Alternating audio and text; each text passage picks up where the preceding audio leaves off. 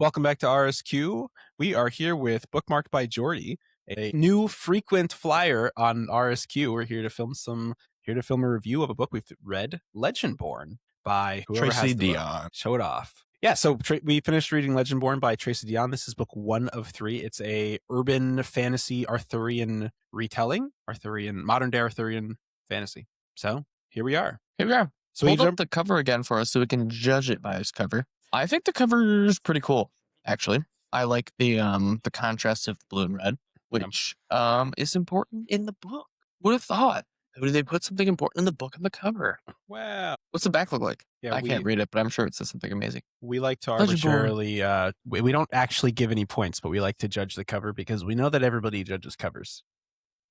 So now I will say this. I have the Book of the Month Club versions, and it drives me nuts because the first 2 do not have the Book of the Month emblem here, and the third one does. Ooh. So I hate inconsistencies. Oh, was that? Yeah, like that. Was that like was it Dark Matter we bought and it had the printed sticker, and we both were like, imagine printing a sticker on your now Netflix series printed on the book. It can't be scraped off. It's print. You should burn in hell for putting that. It's not the author's choice for the most part, I'm sure. It's a publisher, but die is how I feel. But that would bug the crap out of me if two of my books didn't and the third one had a Book of the Month. I feel like at least all 3 of them should have it. Just make it simple. I agree. Every single other book that comes from Book of the Month Club has it on it. Or when they're like different sizes or something, it's like same book, and then it's like, boop. So when they do a Book of the Month series like that, do they do the same series for a few months, kind of like Broken Binding does, or is it? They usually do standalones or like debut novels, and then I guess they'll release like sequels as like add-ons that you can add on to your subscription. That makes sense. We have a ton of Book of the Month Club books. Yeah, Ridiculous amount. Well-developed characters. I think Dakota should start off with this one here. Our very first category. Yeah, so I'll kind of try to over-explain since this is the first one I think we've technically done, even though we've talked about a lot of stuff already. Characters feel real with depth, growth, and complexity. We had a lot of characters in this, and a lot of characters had a lot of screen time, which I think made this one tough because we had, I put that we had Bree Selwyn. Was that his full name? I wrote Sel in my notes, and Nick. And those are the 3 that we had the main development on. And I feel like we got a pretty good emotional arc on them, but we had a lot more characters. There was like the whole group that she was with. There was her best friend at the school, and then there was also the whole group that she was with as in the like trials. It was like April or Allison or something. Yeah, there was a whole group of people, and I don't know that we really got any more development on them. We got some from her dad.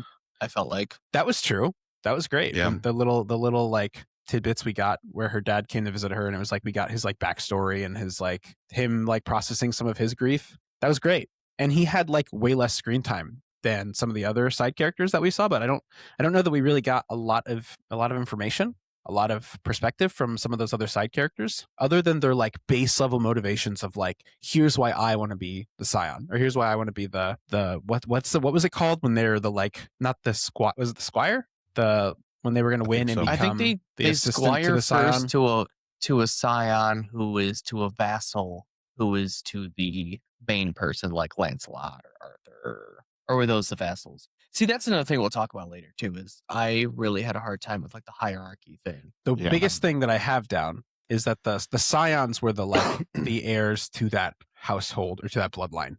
Like the Scion of Arthur, the Scion of, those were the ones that were the main heir.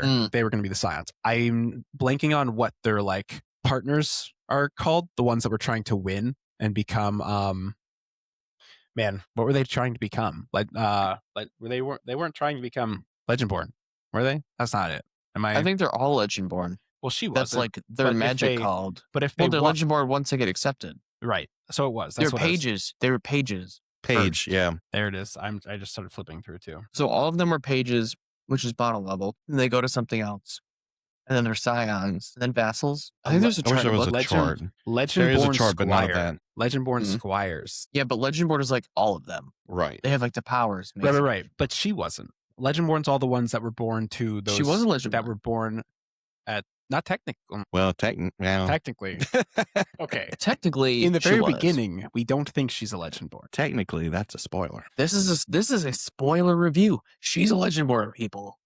That's true. If you made it this far. Yeah, we do full spoilers for the long form. So we're not really trying to hide anything. Here we are. Okay. So anyways. So are you giving it a point or what? I'm giving it a half point. Oh, I also put that the cast felt painfully juvenile at points, like really whiny, immature. But it is like YA, so I don't know that I gave it a half point. I've talked a lot. Someone else can talk now, and I'll comment. I feel like Jordy should fill in.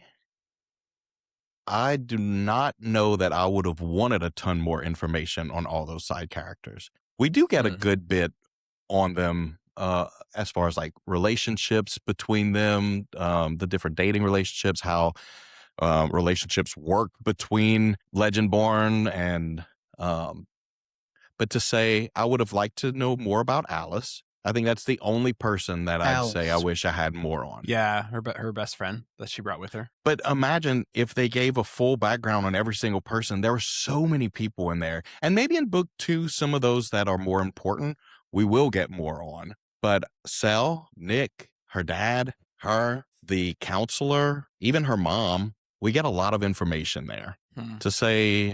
To have a full bio on every single person, I wouldn't have wanted to read all that. I think my counterpoint before I let Curtis speak is that there was a lot of screen time, I think, for characters that we didn't get.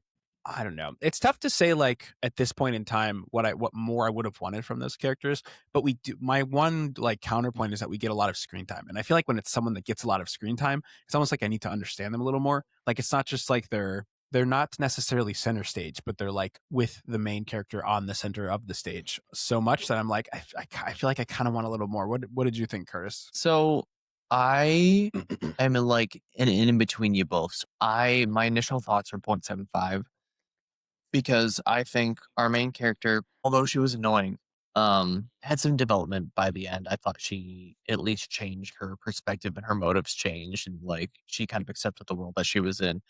Got some development from her dad, Cancel, and then I would say even, I don't know, we got some information that just kind of like changed throughout, like her therapist type person when talking about like her mom kind of changed the perspective of the people we already knew. I would have liked to see more from just maybe from like the actual pages that were with her, not because we necessarily needed it, but I feel like it would have given us like more camaraderie between them all instead of just, hey, these are these other people that I'm with and competing against anyway.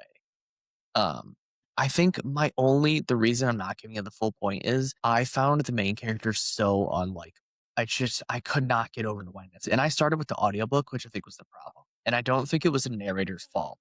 I think the narrator was really talented in the way she portrayed the character. I just think she portrayed the character too well, to where it's too real, and I just did not. I don't know. And it's hard, I feel like, because like Dakota said, it is YA, so these characters are going to be a bit more immature. But I felt like these characters were written. She's 16, I think, because she's technically like she's not college, but she's taking college classes. So I think she's 16 or 17, like right there.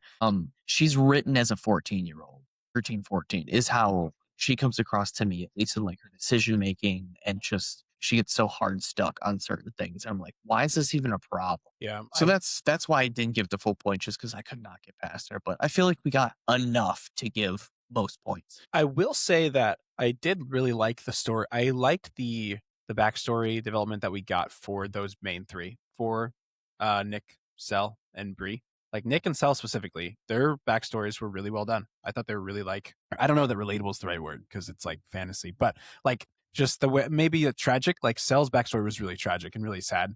And that was very, very moving. So I think Bree and Sel end up together by the end. Yeah, by middle of the book, I was like, get Nick out of here.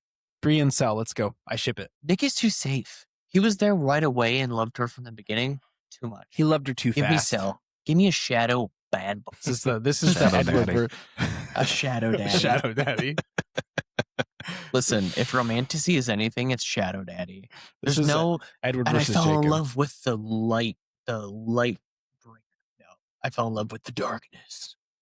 Every time. So yeah, I wouldn't give it a full point either, but mainly for the reason that Curtis said about the main character. So are you giving it a 0.75? or half. What is the scale? Half, quarter? We have 10 categories full that we give up to a point on in each. So we do typically 0.25, half, and 0.75 or 1. We just started 0.75 then. We just started quarter points this year because we felt like we're more refined in our reviewing skills that we can. Perfect. It's just a bunch of load of shit. 0.75. All right. I will start this one off. Originality and creativity. The story, world, and ideas feel fresh and unique. I gave it a full point. I've never read an Arthurian retelling. I know that they're out there and they're pretty popular.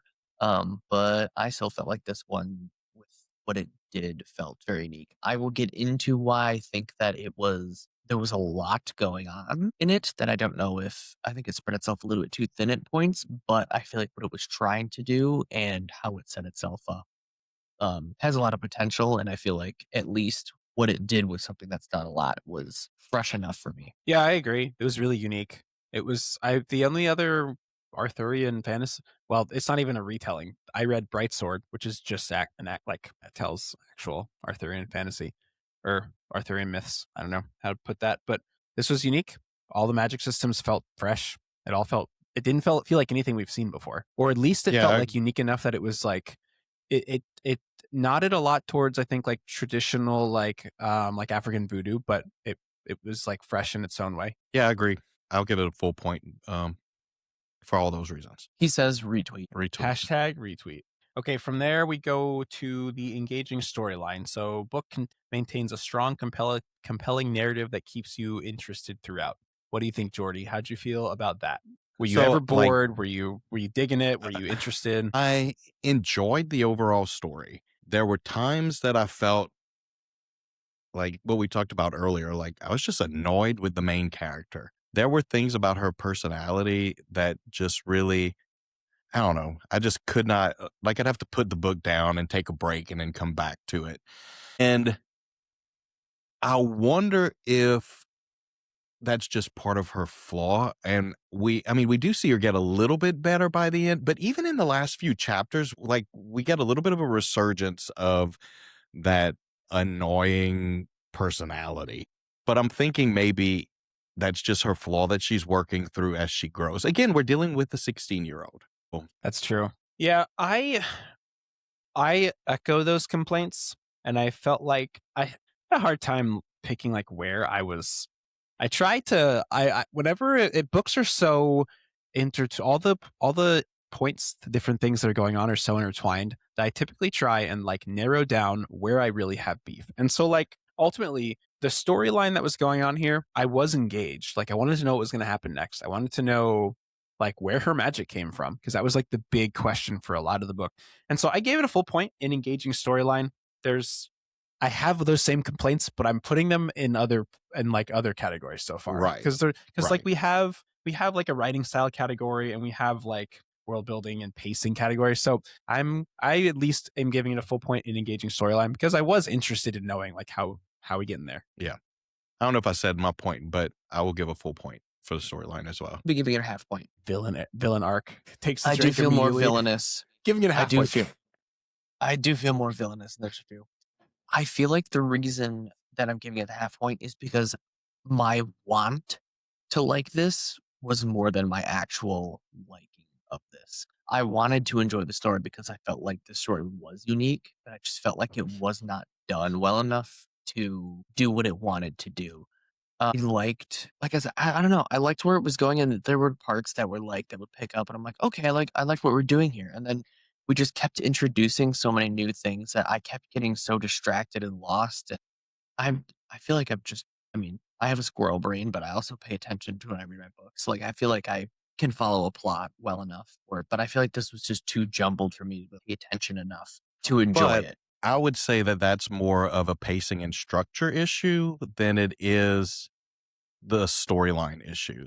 Like I agree with those points, but I would say like I really enjoyed the story, but I think it was paced and structured. It could have been done better. I don't disagree. It's just when those things like affect my overall enjoyment of the story, then like my brain's like, okay, like I recognize these other things caused this thing, but at what point do I say that, okay, maybe if it was written better, And like, but thinking back over like the overall story on the back end, like from beginning to end, all the things that happened, like, did you enjoy the story of what happened itself, like the actual storyline? Because there's a difference between liking a story, because let's say it was all structured better. I don't know. I think I would have enjoyed it overall more, but I loved the actual storyline. I see what you're saying. The structure and the pacing was off big time. I see what you're saying. I haven't like gone over the future points, so I didn't really know where I was going to deduct points. But I mean, I guess I did enjoy where the story could have been if it had better other points. Because like there was a lot of cool things that happened. And even the backstory things, like with her mom and everything, I was like, okay, this is neat.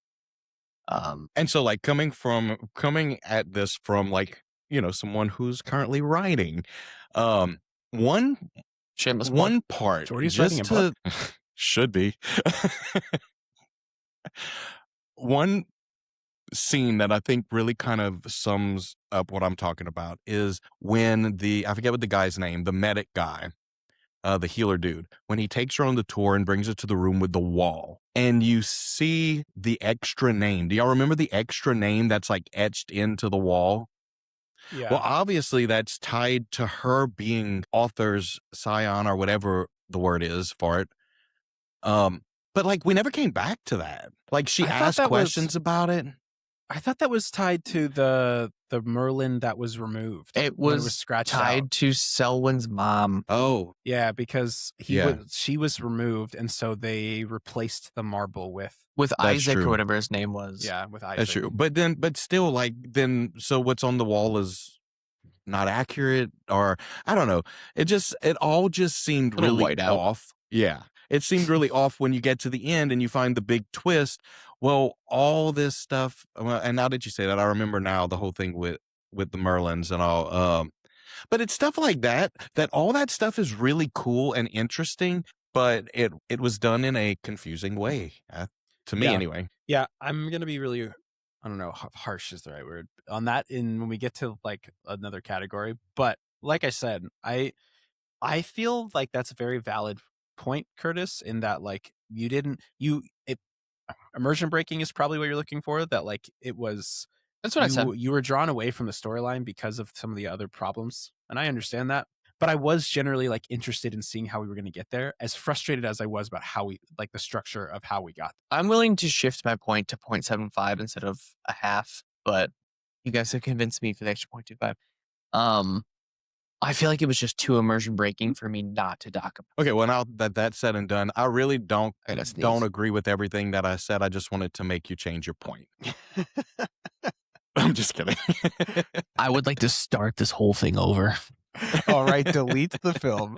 So we're coming to engaging storyline now. How'd you feel about Hardy? Yeah, in case you didn't realize, you're also welcome to change your point. But I feel like you've probably realized that at this point about your point.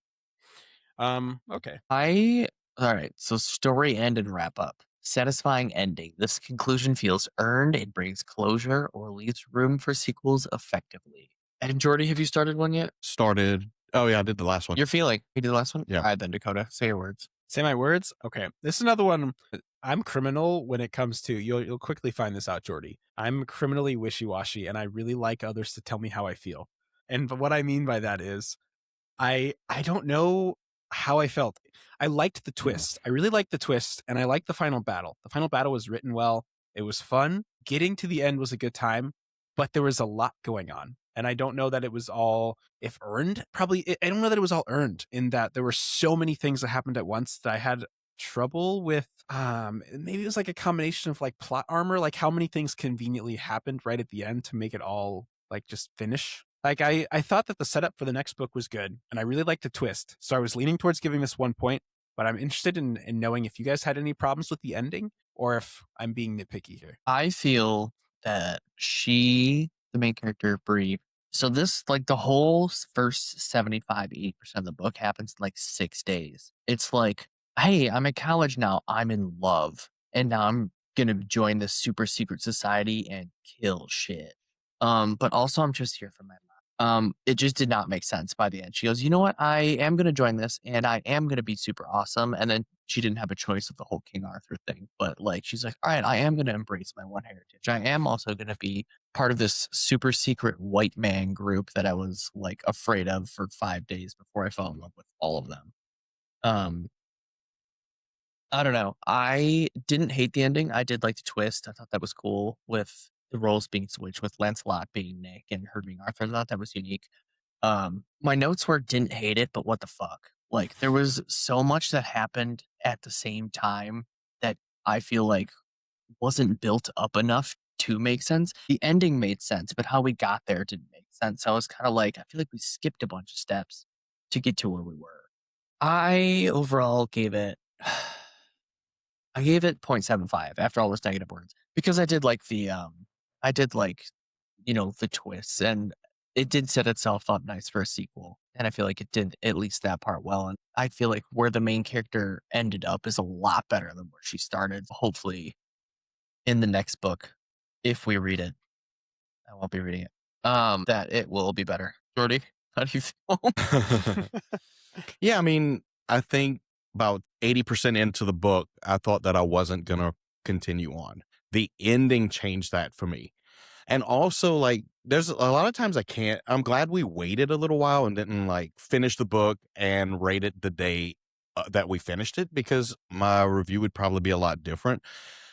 After sitting and thinking about it, and like the way I feel now, like I'm ready for book 2. Like I want to read book 2. I will read book 2. But it's because of the ending. I thought the ending was great. Again, the stuff you said though is all accurate, and it's all gonna come in like these next couple categories. I'm gonna be really harsh, but the actual ending itself, it was good. But I agree 100% with what you said about things feeling rushed, the whole 6-day thing. Although, again, I do keep in mind that we're dealing with a 16-year-old, and a 16-year-old could realistically go through all these emotions in that time. Doesn't mean that That's I need fair. to enjoy it as a almost 40-year-old. I think objectively, just like it was so fast, even for a 16-year-old, because of where she started being like such a negative, like her mom just died and she goes, oh, I'm super depressed. Like, I don't want to do this. Like, I'm just here. Like, I'll do my grades and everything, and I'll do this with Alice. And then everything she went through is just not how her character was initially set up. She does everything against how she was built. And at the end, she goes against all of that, which shows growth, but also shows inconsistencies, which is in a whole other category. But and the 6-day thing is a definite, like there were no time jumps at all in there. I think it was the first 70% of the book. It was just, this is the next day. Because then they kept saying, oh, we have to push things up because more gates are being opened. So instead of it being a 6 weeks trial, it's in 2 days. And she's like she ends up proficient in sword fighting in like 2 days. I'm like, right. I mean, it's cool because when you're writing yourself as the main character, and I'm going to talk about this later. When you're writing yourself as the main character, this character is going to be a superhero because it's you, right? But it just doesn't. This totally doesn't make sense. There. But this definitely could have been over the course of the semester. It easily could have been like we could have had like we've got to go to class tomorrow, or like we could have seen more of the school wasn't involved at all. We could have seen more of the Peter Parker like Miles Morales split where they're like trying to balance their real life with their supernatural life here, and I think that would have balanced out the tone of this story a little more instead of making me feel like we're done. Right. And I will definitely hit that because there's a lot of big points on Alice with this as well. But it does not affect the ending. The ending is a 1 point, full point. I forgot we're on ending. This aged for me the same way it did for you, Jordy, in that I think I didn't like this book a lot. I liked this book a lot less in the moment. I am kind of in like a take it or leave it in that like we've got so many fun things we want to read, and I didn't love it. So I'm okay. Like if we all had a consensus of let's read it together, I would do it. But like Curtis is not drawn to it. I'm okay like leaving it. We've got other fun things we want to read. That being said, right. I was just saying it aged the same way for me, and that like the twist and the magic in my head moving forward, I was like, okay, interested enough that I could go back to it. But in the moment, I was This is painful. I'll come back with more thoughts on this and pacing and. But anyways, where are we falling on story end? Curtis, you're giving it a 0.75? I'm going to stick at the 0.75. Overall, it was mostly good. And Jordy, you giving it a 1 or 0.75? I'm giving it a 1. A 1. And I think I'm giving it a 1 here as well. Here we are. All right. Who wants to take this next one? Who wants to start with the world building and setting? Give me the next one. I have something. I'm not going to go into a long-winded thing on this because I don't have anything really good to say. I gave this a 0.25 because setting-wise, we were at the school. I understood where we were anytime something was explained. The setting was explained well. The reason the setting didn't get the full half point was because she was at school, but school didn't matter at all. Nothing was focused on classes. Her dad was mad because she was like, I don't know. They said at one point she got like a C on like a English something rather. And her and Alice fought about grades one time, but they didn't focus anything on school. I'm like, you're at school. Like you could have had a whole different setting and it wouldn't have affected the book at all, I feel like. Mm-hmm. World building, I'm giving it a fat 0. There was a lot of cool things that were started, and I feel like we just had a lot of cool ideas all shoved into one book and didn't do enough with them to make them shine at all. I wanted it to be more, and I think we leaned a little bit too hard on the Arthurian retelling without explaining. Like, neither of us can remember the caste system, like between Vassal and Scion. That's huge right there. All three of us can remember. Buns, world building terrible. I'm giving this a 0.25. I said I wasn't going to talk a lot, and I feel like it's I mean, I feel like you did a good job on the setting. I think it's good to acknowledge the setting specifically. I think she went to this school, and I did think she did a good job, like painting a picture of the school and of like the cliffs area and the tunnels. And we normally split this into a half point for setting and a half point for world building. And so it's one of those categories where like if you did okay in either of those, you're still getting a half point.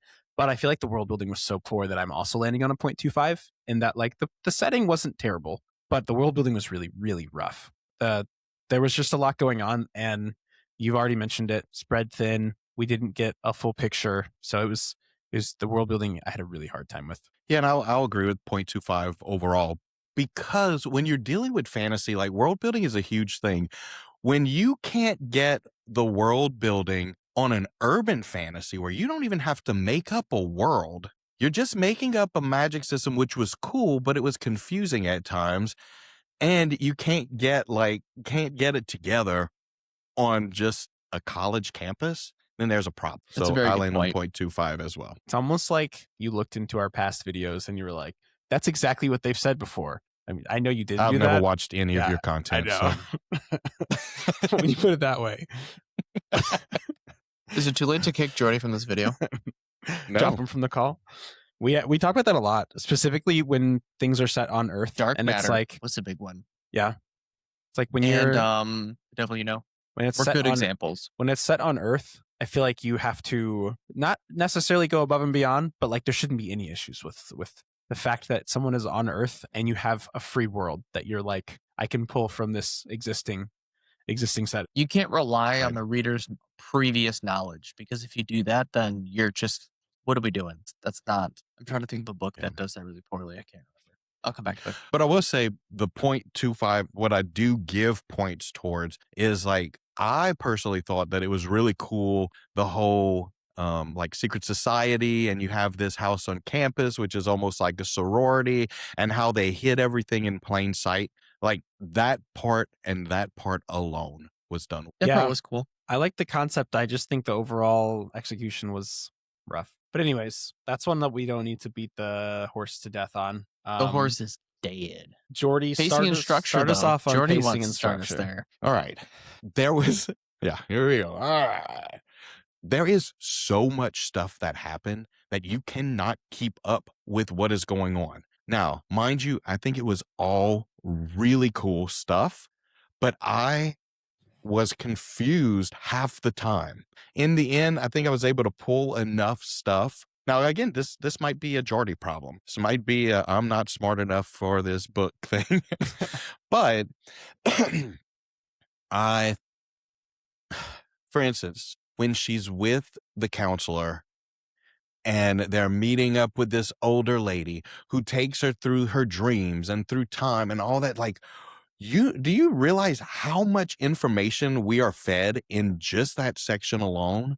And then there's the scene of her getting the tour of the building and the big wall that we talked about earlier, and Nick's backstory and his dad's backstory and Sal's backstory, and all this stuff is really significant information for the overall story. But it's like back to back to back to back, and I could not remember it all. There's no way. And if you could remember it all, great for you. But this little brain couldn't do it. I had something else, but I forgot. His brain shorted out. His little brain shorted out. No, we talk. I think this is like, it's the idea of rest is like really missed in, I think, books that struggle with this. It's like, you did good and it was interesting and you kept it moving really quickly, but like all you needed to do was give like a chapter once every 5. That's like, and then they went to class and they had lunch and they like it's just like something that slows down and processes. Like if you do that all book long and it's boring, like useless scenes where you're not like progressing or doing anything, then it becomes a problem. But when it's like nothing but like, that's one of those things where you can use like lunch with Alice to like develop Alice more and to develop their relationship and like have real life scenarios, because you don't have any real life scenarios. You have Alice is a normal person in this not real world, and it's all not real world anymore. No, nothing real actually happens. She has like these conversations with a therapist, which is about to be real, except the fact that I knew your mother and she's this super secret root dealer or whatever they're called. She's a practitioner. Yeah, whatever. But still, and again, this is a me issue, and you can probably explain this to me. I do not understand how the root stuff and her being Camelot, King Arthur's scion go together. They don't. They're totally unrelated. What's the point? Like, what is the point of giving us the whole root thing? My thing is take the whole root thing out of it. Bingo. So. Yeah. Because here's the thing. It's not that we needed extra scenes. It's that we had scenes that don't need to be in there. Yeah, we had too much. I would not have wanted to read another 200 pages of this book just to spread it out. And I don't want to have another, I don't want the book split into 2 books either, because I don't want to read this much stuff. There's a lot in there that was taken that needed to be just not there. Now, when we get to Alice also, that was the other point I was going to say. Alice, I think she might need some therapy as well, because she's like all like good friend calling dad. And then all of a sudden she's like, oh girl, you got a date? I'm so excited. Please let me know what you're wearing. Sure. Oh, you're skipping class now, but because it's a boy, it's okay now for you to be skipping class. Like, and then when you think about it, it was all 5 days. It's like, right. It's unrealistic. Like, yes, I don't know. I think the problem is with that. And say this, so I feel like the reason that the root magic and the Arthurian magic didn't feel right and that didn't go well together. One, because it didn't. This is an Arthurian retelling, and she tried to do something different with it, which she did with the Arthurian retelling. But she wanted to add something of her own culture in it and have this African magic, because it came from not Lancelot. Well, Lancelot and Arthur, there was some sort of like, there was like a, I guess trigger warning here, like a rape scene or whatever off camera, where that's how like the bloodlines mixed. But they were in Africa at the time. So she tried to pull in this different magic system to bring her own personal culture as an author into it. And it didn't mix well. She didn't do a good job of writing it. And this is what I want to talk about writing style, but I'm going to talk about it now because I'm going to forget. She just tries too hard to write her own personal experience and own like everything that she's maybe dealt with on her own. She wanted to write about that and then have it be a fantasy where she's the main character and she is this big, awesome person that, steps into their own is the main character type. The problem is she should have built the world and then added her name onto that character. She just made the experience and then built around the experiences, and it didn't translate well at all in this. At least in the world building aspect. Like she had some like decent starting ideas, but like her character's motivations at times just didn't make sense because they were her personal motivations, not necessarily didn't necessarily work well with what she had tried to write. It almost makes me want to go back and give it a 0 on world building, because like the only reason it didn't get 0 on world building for me is because we mixed in the setting, and I want to acknowledge at least that like she did a good job setting the setting of the school and the setting of this like secret society in the tunnels. And so that's the only reason I want to be harsher there, because like we had this, she tried to blend two magic systems and say they were two branches of the same tree, but it made no sense whatsoever when it's like one was a branch, one was a rock. Yeah, I mean the whole Legendborn starts with an P. Aether. Yeah, the whole Aether system, Aether practitioners, that was like blood magic, and they're taking the magic and binding it to their bloodline. And then the root magic didn't even feel like something they had control over. It was very much like the whole time they talk about it is like, maybe it'll work for them, maybe it won't. Can we talk about how her grandma was inside her for days just chilling though? Like she's like, I'm a necromancer type. I'm like, oh cool, we're gonna talk to the dead or whatever it was. Medium. A medium. And she like didn't talk to her grandma, she ingested her grandma. And she was just having conversations with her the whole time. And she goes, no, wait, let me take over real quick. And grandma to the rescue. I was like, yeah, this is a bit much. It's really tough because she wanted to put cultural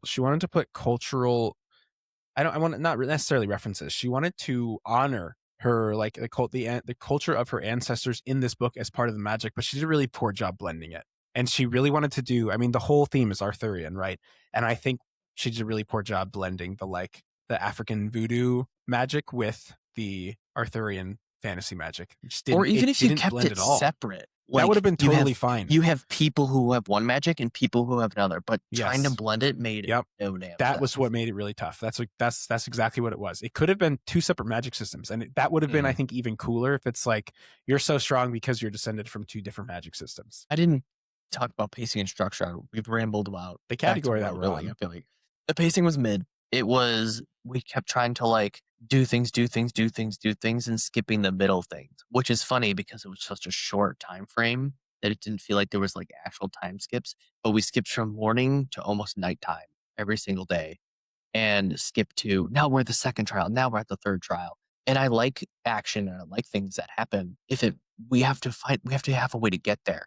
And my biggest thing with pacing is if you time skip too often, those times in between are when you build your characters, when you build your world. So if you're just getting to the next thing, it doesn't feel like I'm like reading anything. I'm reading your structure. I'm not actually reading your book. I'm reading how you bullet pointed it. I'm reading all the bullet points. They're not blended together.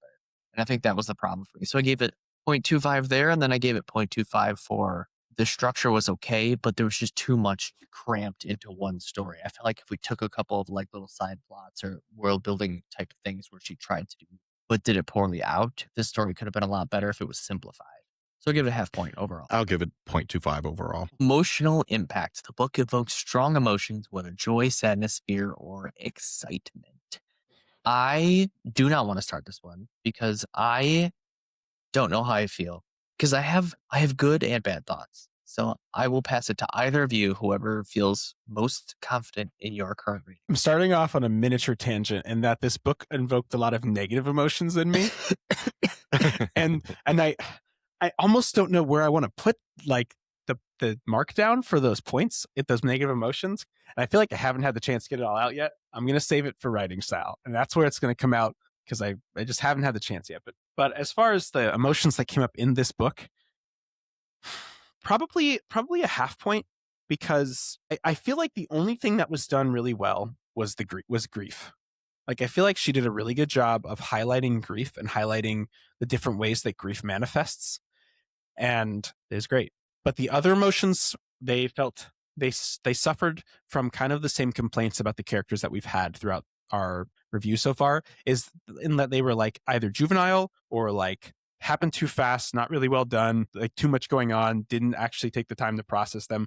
The grief had a foundation from before the book that she worked through during the events of the book and was like a complete picture, but the like fell in love with Nick in 2 days. I did like Sel's tragic backstory, but again, that was something that like had a foundation from before the book that we like see worked out in the book. So it's tough because some of the emotions that are done I think were great, but then The others felt really juvenile. So half point is, I think, where I'm landing here, but that's my word vomit. I have something I feel like more on, I don't know if it's the mean way to say it, but I have more on the, I don't know how I'm going to say it. So I'm just going to say it and then I'll backtrack and step back if I talk myself out of it. I feel like the author really writes, like you said, grief well. But I feel like she only knows how to write what she has personally experienced, which makes sense because she's gone through it, so she understands it. But I feel like she does not write well what she has not herself experienced. So we have Bree's grief and her relationship with her dad. Very, very well written. We have her relationship with Alice, which I feel like was well written, her best friend. I really didn't feel good about any interactions with any other character except Cell. I feel like her relationship with Cell was really well written. Nyx did not feel real. It felt very artificial.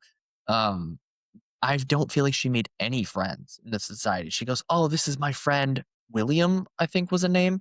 Yeah, William was the healer. Yeah. She said, "Oh, this, they treated me right." But every single situation was, "No one's told you about this yet? Well, let me go ahead and tell you about it." And she goes, "Wow, I just learned a thing." And then something else would happen. They'd be like, "I can't believe Nick didn't tell you this. Let me stop what we're all doing and tell you about this." Horrible. I just didn't like it. And this is just emotional impact. So it doesn't necessarily fit there. That's not why I'm talking the point. Initially, what I said was about talking the point is that she doesn't know how to write what she hasn't experienced. So we had the emotions with the dad was really well done. The grief was really well done, but it was negative for me as a reader because I don't feel like I was like angry at any time she had strong emotions that weren't those emotions. Because like these feel so forced that I am upset reading it, and it doesn't feel real and doesn't translate well off the page. I think that's what I wanted to say after all that rambling. It made sense. It was cohesive. That was said well. Okay. Points. Half point. I'll give a half point for the same reasons. The only thing I will add to that is in agreeing with how she acted towards Nick, like I cringed at every Nick and Bree interaction. And when he gave her the key to his room, yeah.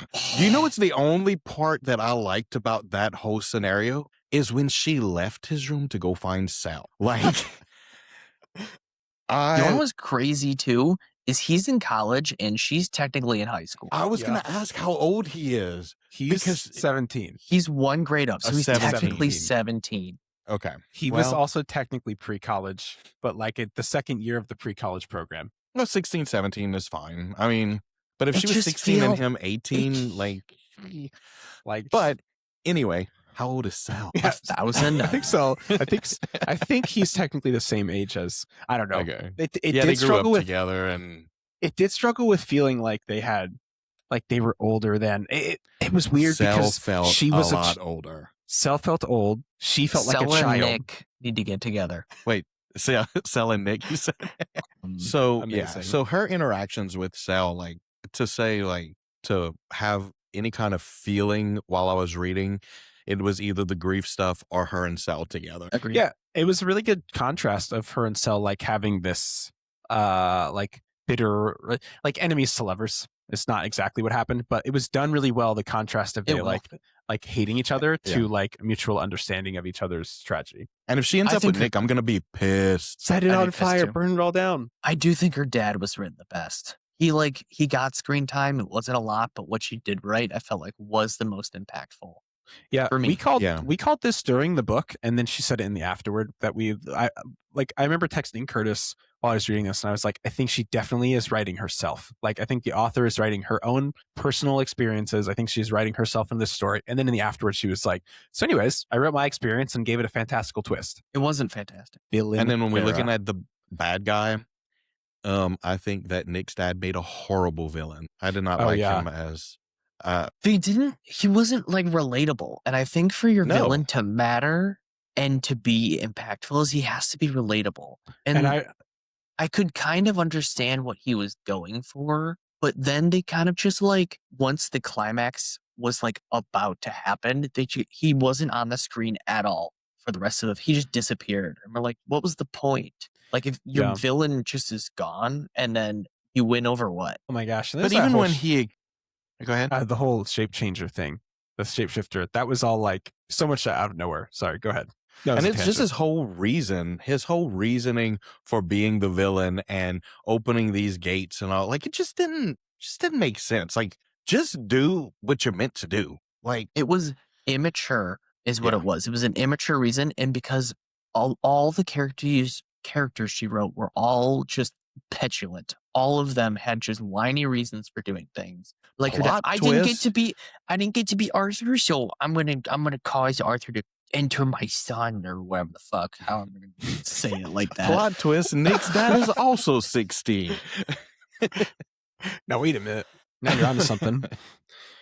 Nick's dad, I feel like out of all the things that are not solvable in this, Nick's dad is actually a solvable situation if she just gave him like a little more development. Like, it could have been developed as like he could have been like scorned by like an we adult. should not be having to solve any. You're correct. You're right. Do that in the editing process. So a segue into writing style and prose. All right. I know I just spoke, but I kind of want to speak first on this one. I'm gonna start minorly positive here. Do you need to get your hat back? Something falls in every one of our videos, and in this video it was Curtis's hat. Yep. But I don't own this one. To start in a slightly positive way, this was, I think, her debut novel. And we have a lot to say about it. And if a book's really bad, we typically don't have a lot to say about it. And I think it's harder because the premise is really cool. In the same way that Curtis and I struggled with Jordy's favorite book, Catabasis. The premise was really cool, but the execution was really rough. So all that to say, she did something right in that she wrote this story that got a lot of people to read it, had a really cool idea.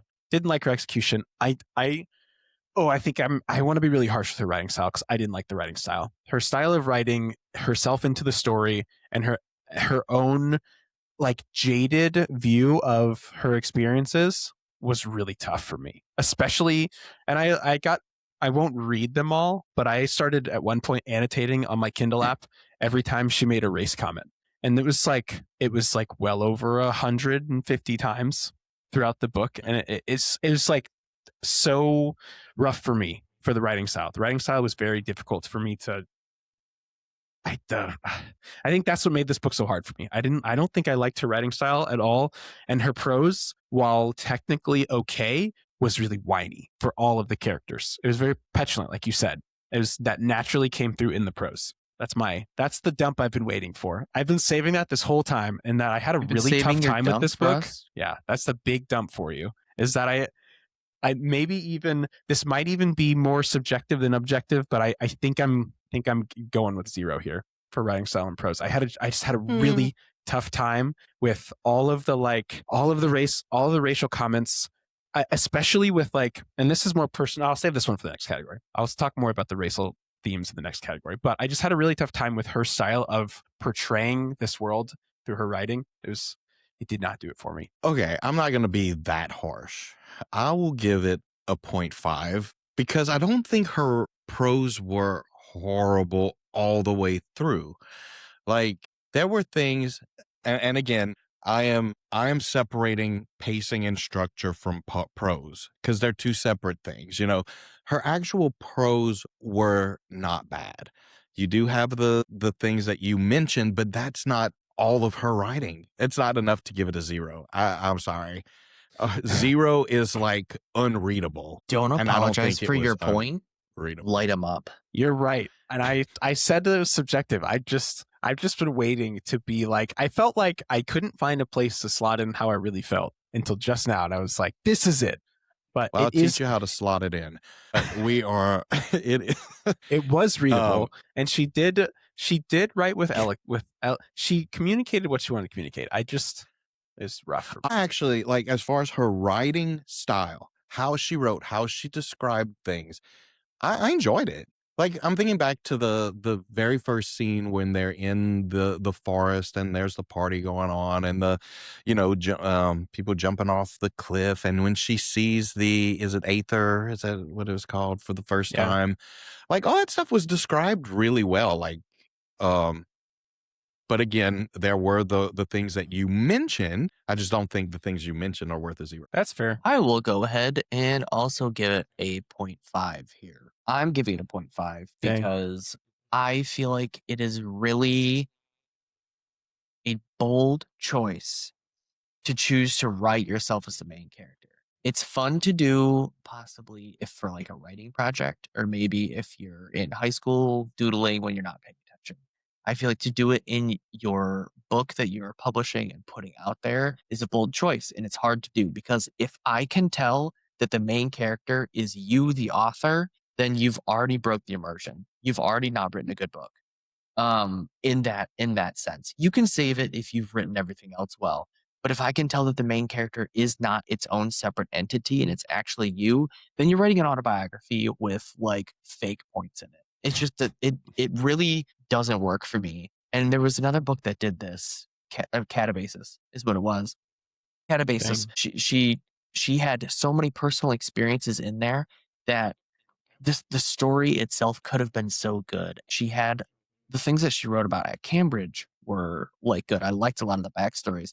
But when you write yourself as the main character, if it just has to be separate, it just doesn't work if it's not blended well enough, I guess. You can write yourself in it. What the heck did y'all score on writing style and prose for Catabasis? I think it was a half point because I thought the prose was good, but the writing style was bad. Okay. I do think that you've shown me how subjective I was being, and that this does deserve some points because it wasn't awful the whole time. It wasn't an unreadable book. It just bugged me. The writing style bugged me. I struggled with it, but I will agree that it's not a 0. It's not a true 0 in that it was readable. And we have read books that have writing styles as a true 0. So that's where I fell. So what are you rating it? I'm rating it a 0.5. As much as I don't want to, I will respect that it was. This is the thing. We can be objective, but it can also be subjective. It is our subjective rating of objective points. Yeah, you can be wrong if you want. I mean, the problem is that when I become convinced, I am going to tear apart. You're going to tear apart. And to tee it up, if I can segue for us, we have feelings on this next point, but I feel like Dakota is the best one to explain this point for the group. We will agree with what he scores and says without saying a word. The writing style and the themes in depth are they're like my bread and butter for this one. I've been waiting the whole time to talk about them. Okay. I don't even know where to start on the themes in depth. I think like the biggest theme in this book that she wrote about very clearly, and as I mentioned in the last category, she made a racial comment almost like every 5 pages, every 3 pages. Like I started as a joke, like highlighting. There are so many like different racial comments here. And I think that the biggest problem I had was that she wrote the main character to be inherently, it feels cringy to say, but racist. Like she wrote the main character to go into every setting she was in and judge other people by the color of their skin and by like the people who built the place. Like it wasn't like she was going in ready to either receive racism against her or to stand for herself. She went in expecting racism everywhere she went.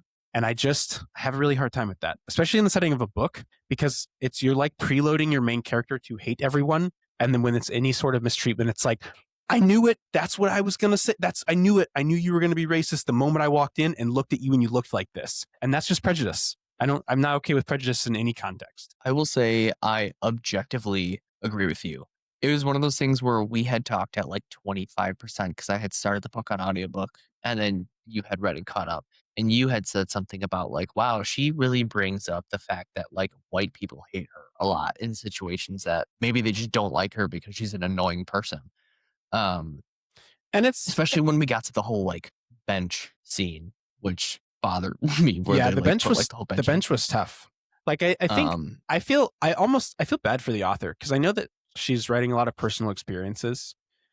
And that's the hard part with this kind of thing too. So I'm not trying to invalidate that the author felt some of these things. I think when you're writing a book that you have to show the audience what you feel and you have to show them your themes without saying it every 5 pages. Like when you say this is a problem every 5 pages, you detract from the immersion of like show me right or wrong through your character's actions, right? Show me that injustice is being done and I will see the injustice and say, that's injustice. But when you say every 3 pages, this is injustice, this is injustice, I think it just translates really poorly to your story, to telling your story and creating meaningful themes. And I feel like that's how you tell a book has great themes is when you can tell the themes, like you said, without them being like, this is the theme, found family, is the theme when it's like, we were a merry band. We didn't expect to be friends. And now look at us at the end of the road. You know who did a really good job of this was Shadow of the Gods. A lot of the themes in that book, like nothing is ever just shown to you, but at the end you're like, wow, all of this just happened and I'm experiencing this type thing. And seeing it happen without the characters saying anything relating to what the author is trying to say, which again, I feel like is the issue with, at least from the Catabase's standpoint, and RF Kwong. She has to tell you what her themes are. Yeah. I don't want to be told. I don't want to be told. I want you to show me. Show me with your word. Paint me a word picture. Yeah, it's the whole immersion. It's the depth, right? Meaningful themes and depth. The depth of it is when you're creating the depth in your theme by showing us. I will come at this with another view, although I do agree with a lot of what is being said. What we see happening a lot of times is like, really, they are being racist towards her in there. There were moments where I'm like, dang, like, I cannot believe someone would say that. And about probably 4 or 5 years ago, I would have thought, oh, this is unrealistic. But our youngest daughter is Black. And in our community, I feel like we live in a community that doesn't deal with a lot of racism. So I've always just kind of had rose-colored glasses on the whole thing until we went on vacation and we were on this cruise and people were mean just because we had, like, our daughter was Black. And I was dumbfounded that people would act like that just based on the skin color of a baby, like a 2-year-old. So when I read through this, it did seem like a lot, but then I would like kind of look back and say like, well, in certain areas, maybe they do deal with this, you know? But again, I think like the point that y'all made, that it didn't need to be pointed out to us. We saw how idiotic these people were treating her. And they were, I mean, the police officer, the head of the school, like they straight up, they did not veil their racism. The moms in the group, what do they call Knights of the Rose or whatever? Yeah. Oh yeah. Ridiculous. And those scenes, I think those scenes angered me in themselves of how they were treating her. That let me just feel that. Well, yeah, that's Don't what I was point it out to me. Yeah, let the me genuine just feel scenes. That. Those genuine scenes were done really well. The scenes like really well. I mean, it's injustice, but like that's a good example. Like the moms and like the counselor, the police officer, those situations when it was just genuine. There was one of the pages like insults her and is like, "You're just here. Like I don't want to lose my place to some affirmative action situation." Like those situations are a really good example, and I think that her mentioning it from the main character's point of view almost detracts from that. Like we see we see real examples of racism throughout the story that are done well, but the problem is that she mentions it every other page, and she makes the character like have racial issues before anybody has shown her racism, which causes that sort of dissonance. Tees up the problem. But I think the problem for me along the lines of that was the interaction would happen, right? But then she would comment almost every single time after whatever happened, like, I can't believe this person just judged me based on my skin. Like, we already got that from the interaction, and now we're getting it like every time an interaction happens, we're like doubling down type thing. Like we said before, we don't need like to be told, you already showed us this thing. Don't. It's not a good reinforcement, I guess, because it was reinforced by you wrote it well enough there. If you double down, it detracts from what you already wrote. Yeah. But I feel like the themes, besides the racism that was in there and everything like that, I feel like they were pretty shallow. I don't think there was many other things. In my note block, I wrote that the way that she handled like racial themes overshadowed almost everything other than her grief. Like I felt like all the other themes were overshadowed other than the grief. So this is maybe not a 0, but like it keeps it from getting like a meaningful full point here. So I'll go with a 0.5. I needed to say that I had like a lot of issues with the way it was handled. I think it's probably different. The problem would more so be, I think, if we were debating whether or not like her experiences were valid or whether or not this is real or not, and that's not what we're doing.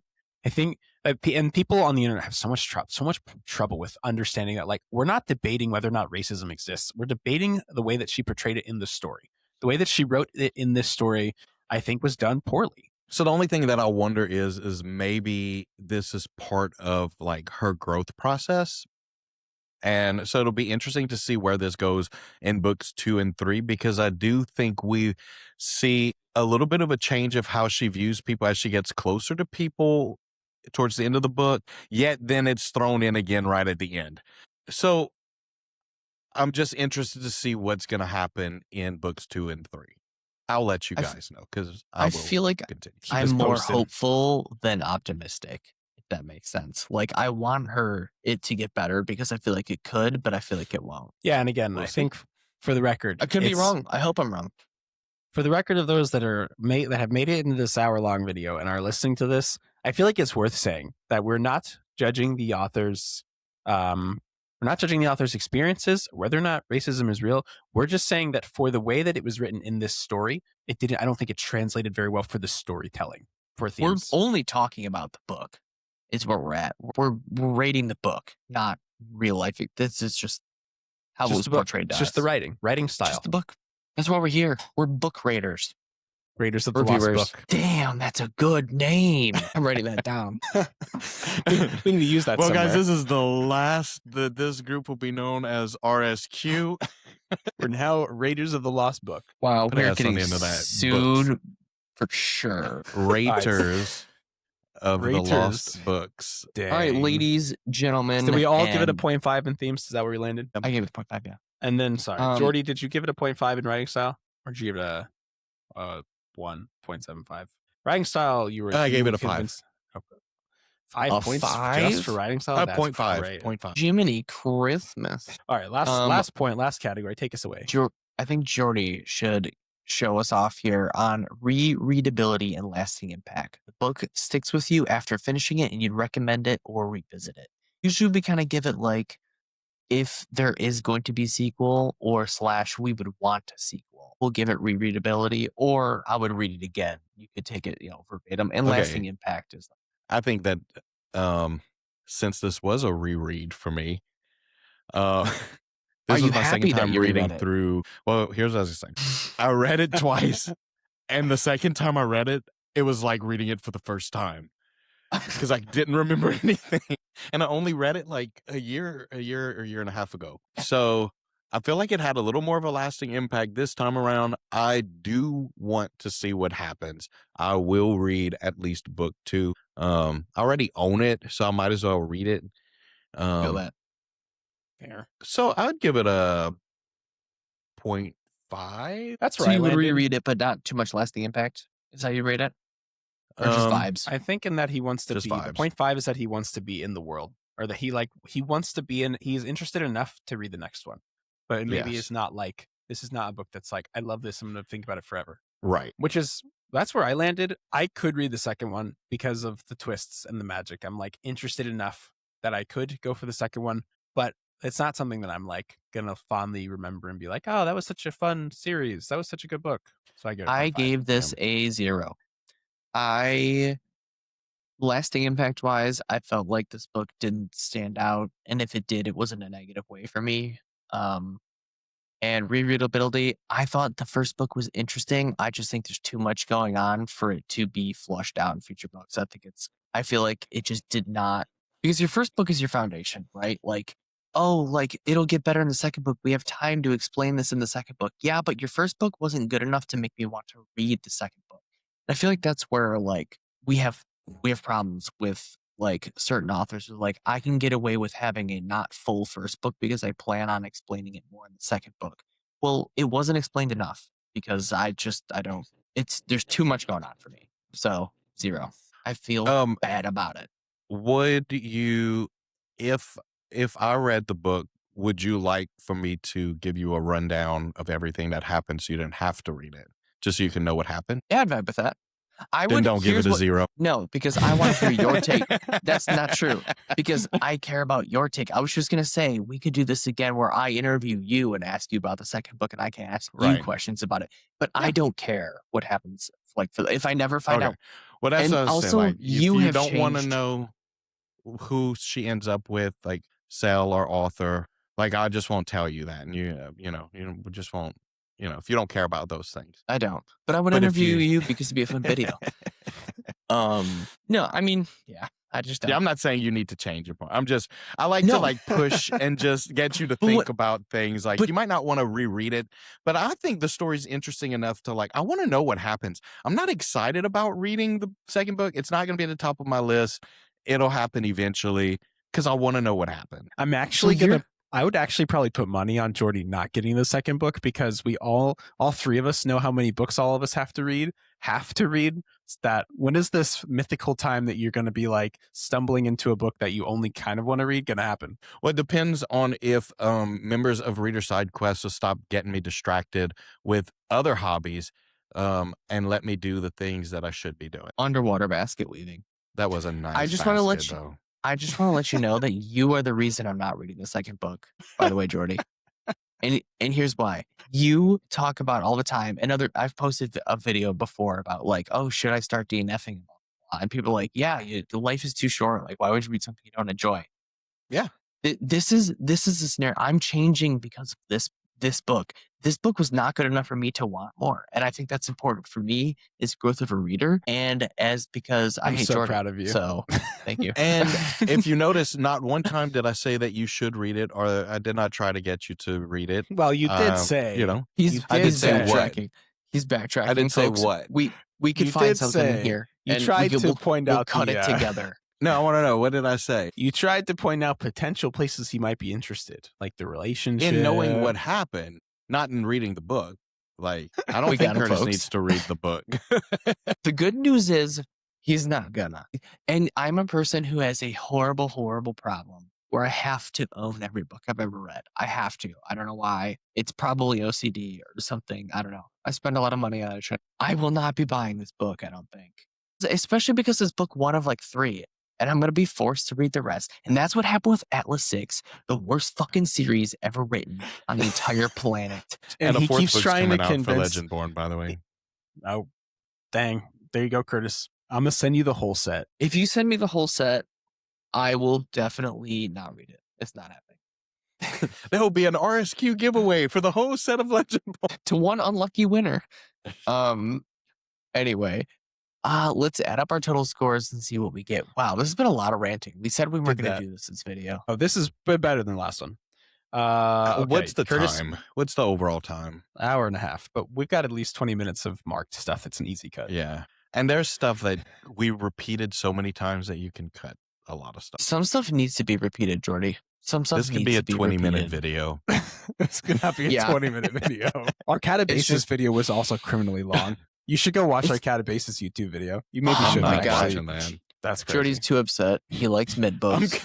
I'm gonna. You know what's funny?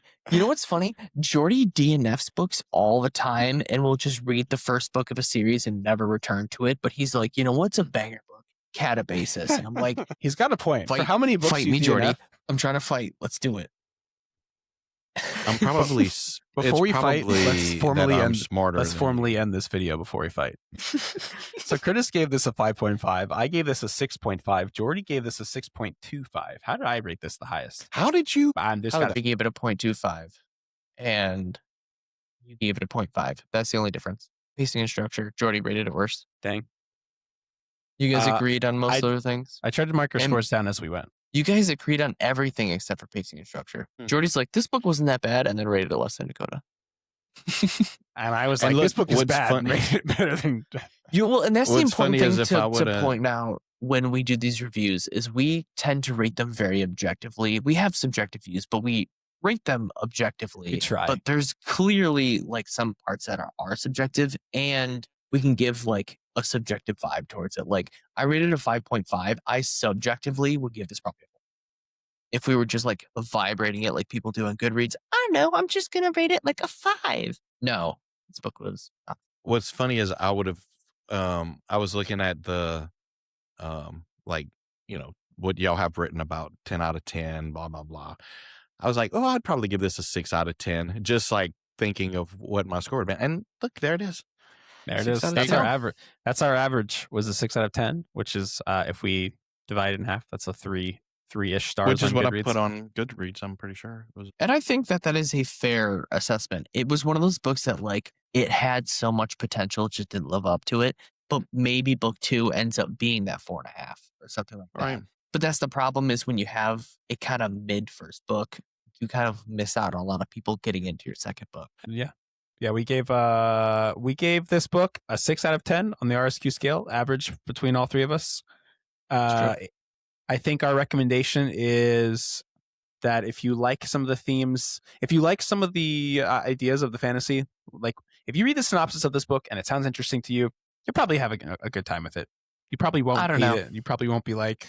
I feel like this might be an RSQ disagreement on recommendation because I feel like Dakota said, if you like, give it a shot, but I don't feel like this isn't a book I would be like, seek this out for your fantasy read. But if you found this and you were like, looks interesting. So I haven't read the other ones. I feel like if you are dead set on reading the trilogy, then I would recommend reading this. But if you're just going to see how you feel about book one is not good enough to keep you going. But if you know that there's other books coming and that they might be better, you might want to get into this. And I think you should go for it. But if this was a standalone book, I feel like it doesn't do a good enough job of explaining what it needs to in one book to make me want to read. I want to read the second one. All right. Thanks for joining. Thanks for reviewing. Thanks, Jordy, for being here. 6 out of 10.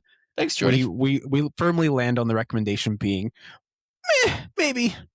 So. Also, this is Bookmarked by Jordy. He is on Instagram and TikTok. Absolutely go follow him. He'll probably give me future videos if he ever decides that he wants to be in a video with us again. After this really long interview of us just rambling. Hi, I'm Jordy. I'm the third member of Reader's Side Quest. He's a reader's side piece. Bookmarked by is actually what he is. Reader's side piece. Anyway, thanks for watching. Thanks for being here. We love you all. RSQ out. RSQ out.